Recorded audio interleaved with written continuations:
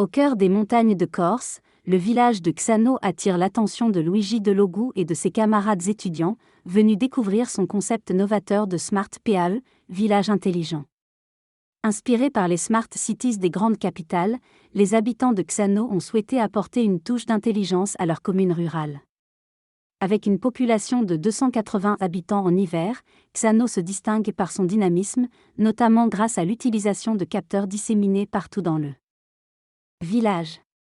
Ces capteurs surveillent la pollution de l'air, les besoins des habitants, les déplacements et les services publics. Dans cette optique, un projet est lancé pour trouver des solutions innovantes en lien avec le maintien à domicile des personnes âgées, en exploitant les objets connectés. La connectivité Internet et la fibre optique sont des atouts majeurs pour lutter contre la désertification et attirer les jeunes vers la ruralité. Cependant, l'économie numérique en Corse reste encore en développement, tandis que les secteurs traditionnels comme le tourisme dominent l'économie locale. Ainsi, l'utilisation des outils numériques et des Smart PAE pourrait être une opportunité pour revitaliser les régions rurales en Corse et créer un futur plus connecté et prospère. L'ensemble des capteurs et de la station météo fonctionnent de manière autonome grâce à des panneaux solaires, les déconnectant de tout réseau.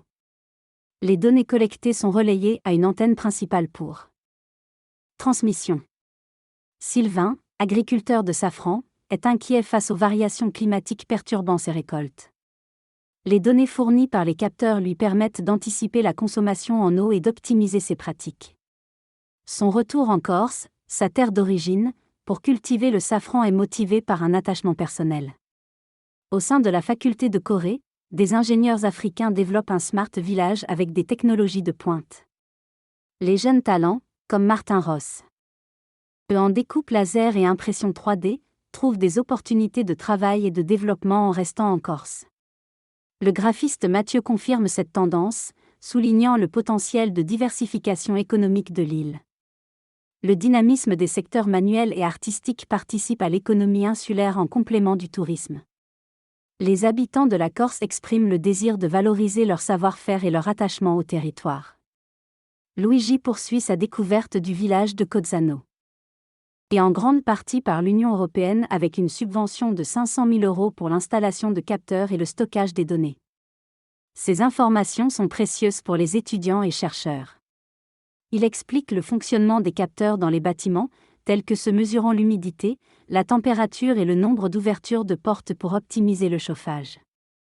Il mentionne également les capteurs d'eau, essentiels pour le traitement de l'eau et la sécurité des baignades.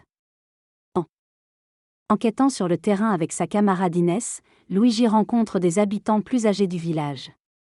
Ils discutent de l'évolution du village, de la nécessité de rester connecté et de l'accès aux soins pour les personnes âgées.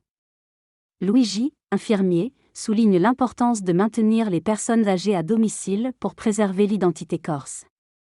Les discussions s'orientent ensuite vers l'impact du numérique sur la vie des habitants et l'importance du facteur humain malgré les avancées technologiques. Et des défis comme l'isolement dû au manque de transport, les habitants restent attachés à leurs valeurs traditionnelles. Finalement, malgré l'accueil chaleureux des habitants, Luigi exprime ses préoccupations quant à l'avenir de l'île, soulignant les tensions et les actes criminels qui menacent la communauté. Il témoigne de la complexité de mener à bien des projets dans un environnement parfois conflictuel et insiste sur l'importance de préserver l'identité et les valeurs de la Corse. Dans ce reportage, Sylvain et Marie, un couple vivant en Corse, jonglent entre différentes activités pour subsister dans leur région. Ils se consacrent à l'agriculture, à la brasserie et à la restauration, mettant en avant leur bière Altifior et des plats locaux. Ils exploitent également les ressources numériques, comme les capteurs d'eau, pour garantir la qualité de leurs produits. Par ailleurs, Patrick, un forgeron, transmet son savoir-faire à son fils Matt, qui allie les techniques artisanales traditionnelles avec les outils modernes pour créer des médailles en bronze. Cette transmission intergénérationnelle représente l'importance de préserver ces pratiques ancestrales. Ces initiatives incarnent la volonté des habitants de Corse de trouver des solutions innovantes pour pérenniser leurs activités et leur mode de vie. Un groupe d'amis de Corse constate que de moins en moins de personnes quittent l'île, car ils se rendent compte des possibilités de création et des besoins non comblés. Est-ce une enquête ? Luigi et ses amis présentent un projet de navette autonome pour aider les habitants isolés de leur village. Le maire est enthousiaste et envisage de trouver les financements nécessaires. Malgré certaines suggestions, les étudiants insistent sur l'importance de préserver l'autonomie des habitants. Cette expérience les pousse à considérer le numérique comme un moyen de rester dans leur village tout en restant connectés. Le projet pilote du Smart Village est un succès en Corse et reproduit dans d'autres villages en Europe.